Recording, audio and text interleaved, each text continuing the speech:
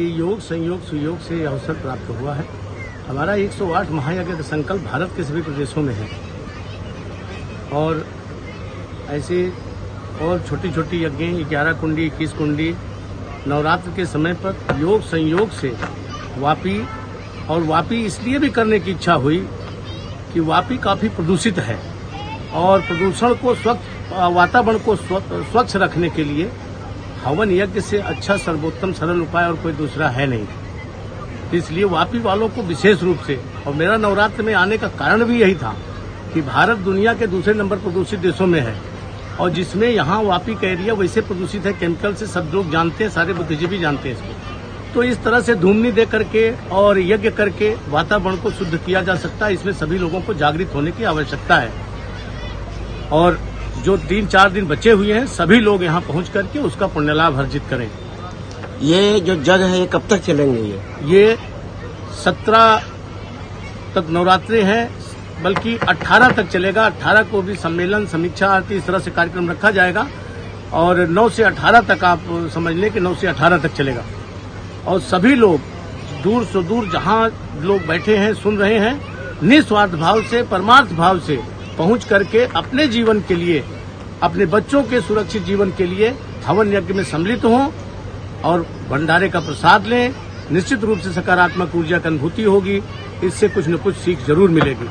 महाराज जी, जिस तरीके से आज आरती का आयोजन जिसका लगातार चल रहा है, भक्तिमय, पूरे जो यहाँ के जो बैठे हुए हैं सभी भक्तिमय हो गए थे, यहाँ वापी विस्तार के सभी लोगों को क्या संदेश खास देना चाहेंगे? अब दूर बैठे हैं अपने घर पर तो कह नहीं सकते, लेकिन अगर यदि यहाँ तक आएंगे सभी लोग, एक बार आ करके यहाँ आएंगे तो यज्ञ में एक अच्छी अनुभूति जरूर करेंगे। और यज्ञ कर्म सर्वश्रेष्ठ कर्म है, सनातन का सबसे श्रेष्ठ कर्म है, मेरुदंड है। या संभव को संभव करने के लिए यज्ञ की गई, मानसिक शांति प्राप्ति के लिए, लक्ष्मी प्राप्ति के लिए और घर की सुख शांति के लिए हवन यज्ञ किया जाता है। हवन यज्ञ में सम्मिलित होकर के सभी अपना पुण्य लाभ अर्जित करें। धन्यवाद। सभी को हरिओम प्रणाम। इस यंत्र के माध्यम से जो लोग देख रहे हैं सबसे पहले उनको हरिओम नमस्कार। परम पूज्य प्रातः स्मरणीय अनंता श्री समलंकित जगत गुरु त्रिपुरा पीठाधीश्वर चक्रवर्ती यज्ञ सम्राट सनातन धर्म प्रचारक श्री श्री 1008 श्री हरिओम जी महाराज, जिनके नेतृत्व में, जिनके मार्गदर्शन में, जिनकी कृपा में, छाया में ये आपके गुजरात वापी क्षेत्र में हरिया पार्क नामक स्थान में एकादश यानी 11 कुंडी जन कल्याण शिव शक्ति महायज्ञ विप्र कल्याण चैरिटेबल ट्रस्ट के माध्यम से यह किया जा रहा है। यह यज्ञ का उद्देश्य यह है कि आपके जो वापी है वो बहुत प्रदूषित शहरों में से एक है। तो पूज्य गुरुदेव भगवान की इच्छा हुई और आदेश किया और यहाँ पे आकर के समस्त जीवों के लिए और वापी शहर के लिए विशेष कल्याण के लिए यह यज्ञ किया जा रहा है। पूज्य गुरुदेव भगवान के बारे में बताने का प्रयास कर रहा हूँ। उनकी महिमा तो अनंत है, उनके बारे में जितना बताओ उतना कम है।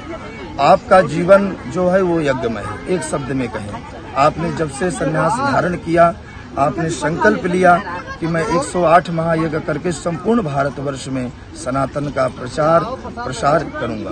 पूज्य गुरुदेव भगवान ने अभी 24 स्टेटों में लगभग 101 महायज्ञ कर चुके हैं और जैसे 11 कुंडी, 21 कुंडी, 9 कुंडी आदि क्षेत्रों में चलते रहते हैं। धरती में अभी वर्तमान के समय में भारत में पहले शरीर से एक यज्ञ सम्राट हैं जिन्होंने 24 स्टेटों में घूम करके 101 महायज्ञों का आयोजन करके पर्यावरण के लिए, प्रकृति के लिए, वायुमंडल के लिए काम करने का प्रयास किया। इसके पूर्व में कोरोना आया था। कोरोना में पूज्य गुरुदेव भगवान ने 501 कुंडी लक्षणीय महायज्ञ की थी कुरुक्षेत्र में। कुरुक्षेत्र में क्यों की थी? कुरुक्षेत्र में से ही गीता का संदेश पूरे विश्व में दिया था भगवान कृष्ण ने अर्जुन के माध्यम से। तो पूज्य गुरुदेव ने बतलाया, वहां से संदेश दिया कि अगर आपको जीवन को स्वस्थ करने के लिए जिस प्रकार योग की जरूरत है, उस प्रकार जीवन की रक्षा के लिए यज्ञ की जरूरत है। और गुरुदेव भगवान ने नारा दिया, घर घर यज्ञ, हर घर यज्ञ। पूज्य गुरुदेव भगवान का वास जंगलों में रहता है। आप मणिकूट पर्वत ऋषिकेश में विराजते हैं, गुफा में आपकी तपस्या है। जब भी जो भक्त आते हैं उनके चरणों में निवेदन करते हैं तो जन कल्याण के लिए यज्ञ करने के लिए निकलते हैं।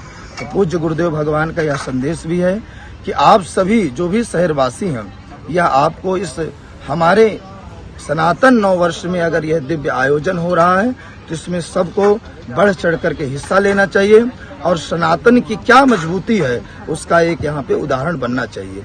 जैसे कि आप देख रहे हैं विप्र कल्याण चैरिटेबल ट्रस्ट के समस्त पदाधिकारी मौजूद हैं यहाँ पे। इन्होंने सब कुछ अपना व्यापार समय छोड़ करके सब कुछ आपने यज्ञ के लिए अभी समर्पित कर दिया 9 दिन में।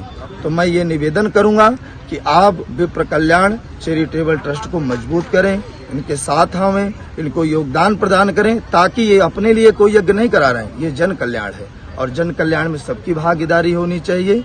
यही आपसे सबसे निवेदन है।